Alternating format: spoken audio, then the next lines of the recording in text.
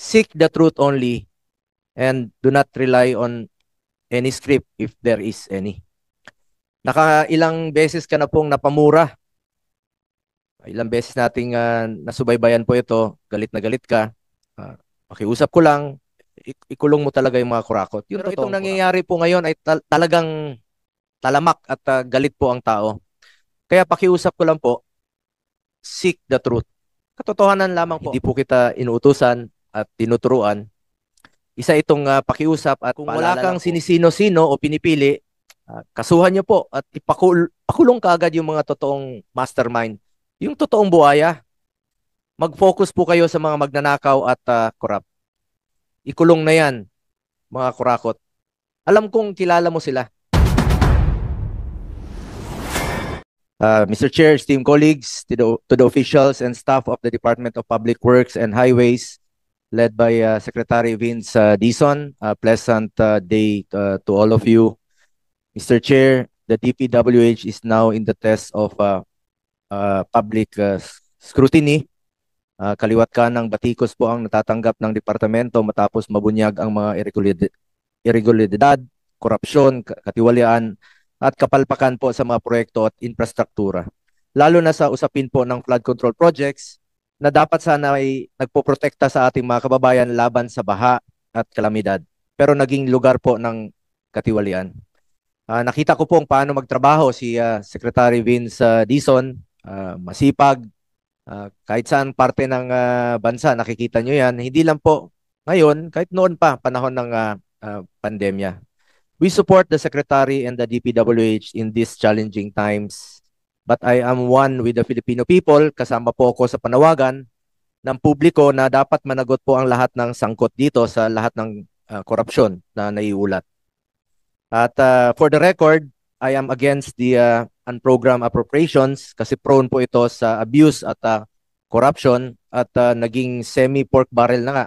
At I'm sure against rin po dito ang ating finance chair. Kung maaari ay tanggalin na po ito at nagiging ginagamit na po ito. Masyadong malawak yung pinanggagamitan nito. Okay lang sana gamitin sa HEA o sa pangsweldo.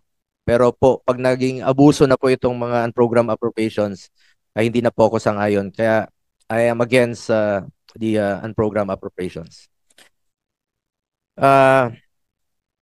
Those behind failed and ghost projects must face the consequences in pursuit of justice. Ginagawang gatasan ang mga proyekto ng gobyerno. Let us hold all those responsible for this mess accountable. Accountability must cut across all sectors, from contractors and implementers to proponents and legislators. Sec Vince, sa lahat po, I hope you are one with us, the Filipinos, in this crusade against corruption. Seek the truth only and do not rely on any script if there is any. Nakailang beses ka na pong napamura. Ilang beses nating nasubaybayan po ito. Galit na galit ka. Pakiusap ko lang, ikulong mo talaga yung mga kurakot. Yung totoong kurakot. Alam kong alam mo ang gaano katalamak po ang korupsyon ngayon.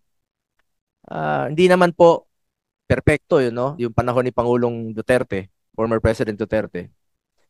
Alam mo na gaano ka talamak yung korupsyon ngayon. Ikaw, panahon ni Pangulong Duterte, alam mo mismo, saksi ka pag galit si Pangulong Duterte kapag may korupsyon.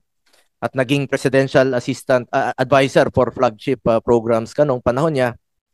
Hindi man perpekto, pero itong nangyayari po ngayon ay talagang talamak at galit po ang tao. Kaya pakiusap ko lang po, seek the truth. Katotohanan lamang po, not the script. Sec Vince, hindi po kita inuutusan at tinuturuan. Isa itong pakiusap at paalala lang po. Ang issue ngayon ay tungkol sa ghost, substandard, o anomalous flood control projects. Kung wala kang sinisino-sino o pinipili, kasuhan niyo po at pakulong kaagad yung mga totoong mastermind.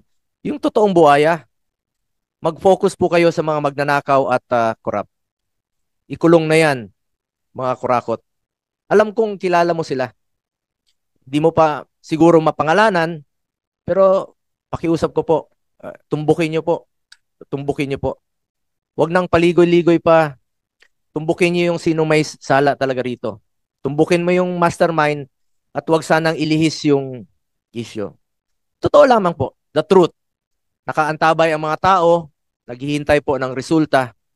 Interes ng tao, interes ng Pilipino ang unahin natin na dito. Malaki po ang aking paniniwala na yan po ang iyong tatahaking landas. Alamin yung katotohanan, ikulong ang dapat ikulong. Ikulong ang mga korap. I hope you're one with us dito sa ating krusada na labanan ng korupsyon sa gobyerno. Having said that, Mr. Chair, would like to ask some questions lang po, no? Kasi nasasayangan talaga ako dito sa mga flood control na nasasayang sa mga nakaraang taon. At bilang principal author at co-sponsor po ng Republic Act number 12076 o ito pong Ligtas Pinoy Centers Act. Ito pong pagpapagawa ng evacuation center sa mga munisipalidad at syudad, which mandates the establishment of evacuation centers in every city and municipality nationwide. Sa 1.2 trillion na budget po ng flood control from 2022 to 2025, 60,000 evacuation centers na sana po ang pwedeng maitayo dito at assuming po no, na 4 million per classroom, sana po ay nakapagpatayo tayo ng 300,000 na classrooms. Since ang NDRMC po ang mag-identify ng mga priority areas po sa na itatayong mga evacuation center, ilan na hong napagawa ninyong evacuation centers even before the naging nabatas po itong Ligtas Pinoy Centers Act, Secretary Vince, sa DPWS. Ilan na hong natayo ninyo before? At nung naging batas po itong Ligtas Pinoy Centers Act, ilan na ho ang plano ninyong gawin? Laking tulong po ito kasi ikaw mismo umiikot ka sa mga nasalanta ng bagyo, lindol. Wala silang maayos na evacuation center. Yung iba nasa tent lang, napakainit. Walang maayos na comfort room. Yung sanitation po. Sana bigyan niyo po ito ng prioridad, itong pagtatayo ng mga evacuation centers. Mr. Chairman, maraming salamat po. Kaisa po tayo ng ating senator dito. At gusto ko lang pong sabihin sa 2025, since napasa po ang batas, 13 out of 32 evacuation centers na po ang ongoing o completed? Completed na po. Roughly po, 650 million out of the budgeted 1.6 billion for 2025 ang nagawa na po. So ongoing po yung natitira pong mga evacuation centers for 2025. Ganun lang po kaliit yung inilaan na pondo. Pero naniniwala ka na malaking tulong po itong mga evacuation center? Opo. Lalong-lalo na po ngayon na panay bagyo, panay may mga sunog, pagbabaha. Nagagamit yung mga eskwelahan, nagagamit yung mga gym. Sana po may maayos since batas na po ito. Baka mabigyan nyo po ng prioridad ang pagtatayo ng mga evacuation centers. Opo, yun lang po ang inallocate for 2025. Ito po ang sinasabi sa akin ngayon. Essentially 100 million per region, kaya po 1.6 billion ang total. At yun nga po, 13 pa lang po out of the 32 ang nagagawa ngayong 2025. Roughly about 45%.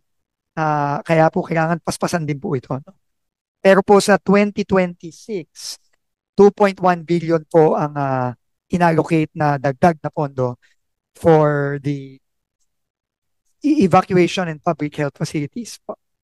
2.18 billion po. Napakaliit po. Hindi nyo ba maaring maging prioridad po ito since batas na po itong Pinoy Centers? Maari naman po, pero kagaya nga po, Mr. Chairman, nung sinabi ko kanina, unfortunately, wala po talaga akong naging contribution dito sa budget na ito. No? Pero makakaasa po kayo, lalo na po kung gusto pong dagdagan ng ating Committee on Appropriations at ng Senado ito, this will be very, very welcome po sa department po kung madagdagan po ito for 2026. Yung 2025 po, obviously, wala na po tayong magagawa doon. Ang gagawin na lang po natin is papaspasan po natin yung natitirang mga evacuation centers na ginagawa po.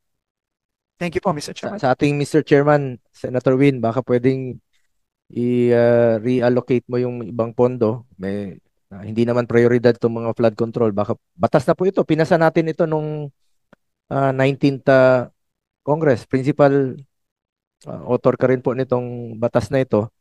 At ito, mandatory na sana, pero hindi po nabibigyan ng pondo. Napakaliit po, 2 billion lang po ang inilaan for 2026. Am I correct, Mr. Secretary? Yes, Mr. Chairman. Opo. Yung, although po wala na pong flood control no, na locally funded sa 2026 budget, pero iiwan po namin sa wisdom ng Committee on Finance at ng Senado marapating pong dagdagan. At naniniwala naman po kami na kailangan natin po itong mga evacuation centers na ito lalo-lalo na kung napansin niyo po, no, ang dami po nating mga sakuna na kailangan i-address. No less than the President po has been going around and yun din po ang napapansin niya. Nabanggit rin po kanina, aside from evacuation center, ito pong health facilities, no? Sec Vince, dahil nasa GAA po, mandated po ang DPWH to implement health infrastructure projects exceeding 5 million. Kayo po nag-implement ng mga health facilities exceeding 5 million. Pag ito po ay kahit na nasa DOH po ito. Ito po kasing super health centers o ibang hospitals, napakahalaga po nito. At maganda naman po ang layunin nitong super health centers na ilapit po natin ang serbisyo medical sa ating mga kababayan. Dahil remember, meron tayong more than 7,000 islands at yung iba po ay napakalayo sa access ng health facilities. Naging maganda po ang layunin nito at parati ko pong pinapaalala sa ating DOH na siguraduhin maging operational po ito at hindi maging white elephant. At nabanggit po ito sa SONA ng Pangulo noong 2024 na sabi niya ay dagdagan pa po itong mga super health centers. At tayo po mismo ay sang-ayon dito at sinusuportahan natin ito kung makakatulong po na ilapit natin ang serbisyo medical sa ating mga kababayan.